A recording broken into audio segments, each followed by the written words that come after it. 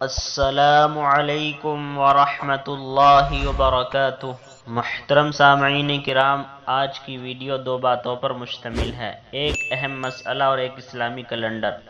مسئلہ کیا ہے؟ مسئلہ یہ ہے، کیا فرماتے ہیں علماء دین و مفتیان شرع متین مسئلہ ذیل کے بارے میں کہ انسان کے انتقال کرنے کے بعد کیا اس کی روح اس کے دنیاوی گھر کے اندر آتی جاتی ہے، اور اگر اس کے گھر کے حالات اچھے ہوتے ہیں تو روح خوش ہوتی ہے، اور اگر حالات خراب ہوتے ہیں تو رنجیدہ ہوتی ہے، پریشان ہوتی ہے۔ اس کی اصل کیا ہے؟ جواب: یہ عقیدہ محض باطل ہے، اس کی کوئی اصل نہیں، بلکہ ایسا عقیدہ رکھنے والا شخص حدیث اور فقہ کی روح سے جاہل اور گمراہ ہے، واللہ تعالی عالم۔